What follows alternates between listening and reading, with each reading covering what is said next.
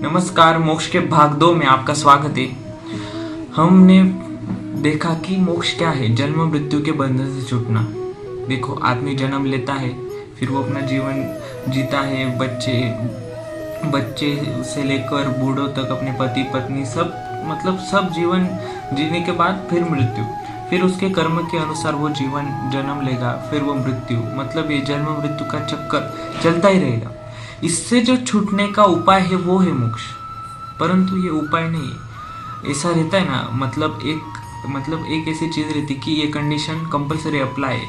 वैसे हर एक के जीवन में मोक्ष अप्लाई है।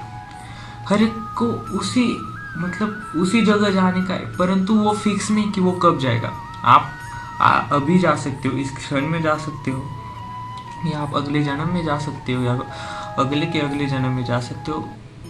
आप बता ही नहीं सकते आपको मोक्ष की प्राप्ति कब होगी। सिर्फ आपकी भक्ति तय करते ही कि आपको मोक्ष कब मिलेगा। देखो, हम भी सक्सेस लेते हैं, कार्यक्रम करते हैं। हमारा भी उद्देश्य है कि यही है कि जिसको मोक्ष की प्राप्ति करनी उसको वहां तक ले जाने का उसके ही हाथ में है, क्योंकि उसकी भक्ति ही उसको मोक्ष तक लेके जाएगी। परंतु मार्ग दिखाने के लिए यही हमारा कर्तव्य है। इसलिए ये जो वीडियो है, जो कोई भी देख रहा है इस मोक्ष के बारे में, आत्मज्ञान के बारे में, ये साधारण इंसान के लिए नहीं। क्योंकि साधारण इंसान मोक्ष की मतलब वो जो रहती कि मुझे मोक्ष चाहिए, मोक्ष की मांगनी तो कर नहीं सकता ना। क्योंकि उसके लिए उतनी पात्रता चाहिए, उतनी भक्ति चाहिए, उतना उसका भगवान के प्रति अधिकार चाहिए, जैसा संतों का था। वो अपने जीवन में सक्सेस थे। यदि आप अपनी दृष्टि से देखिए कि आप सक्सेस किसको मानोगे। जिसने बहुत बड़ा बिजनेस स्थापित किया है, या जिसने बहुत पैसा और ऐश्वर्य कमा रहा है, क्या वो व्यक्ति सक्सेस है?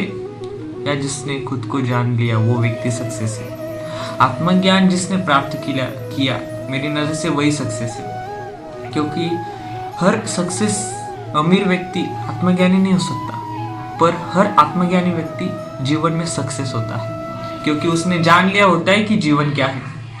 जीवन और मृत्यु, इसको जानना ही सक्सेस है। जीवन और मृत्यु असल में एक क्षण है, ये वर्तमान है। वही महादेव है, वही शिव है, वही नारायण है, वही लक्ष्मी है और काली है। ये सबका स्वरूप एक है। इस चीज को जानना यही सक्सेस है। क्योंकि आम आदमी सक्सेस उस चीज से डिफाइन करता है कि सक्सेस मतलब एक पर्टिकुलर चीज जो मैंने सोची कि मुझे ये बनना है और मैं बन गया।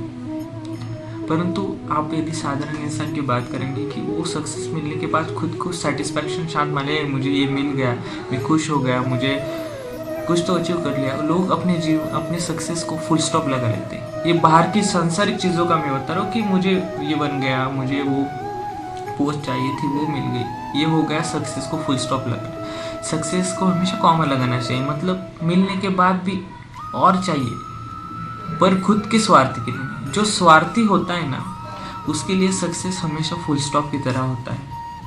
इसलिए असली जीवन का सक्सेस आत्मज्ञान है, मोक्ष है, और यही भगवान का दर्शन, वो भी जीते जी होना, यही हमारे जीवन की सक्सेस है। देखो, सबको उधर ही जाने का है, तो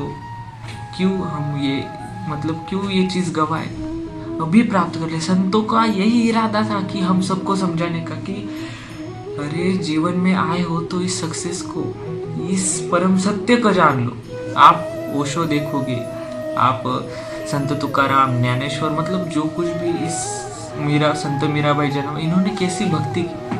आपके हृदय में भगवान के प्रति प्रेम है, हृदय में भगवान के प्रति आंसू आ रहे हैं मन में, इसका मतलब आप भी उस परम सत्य को ही जानने, आपका हृदय भगवान के प्रेम से भर उठता है।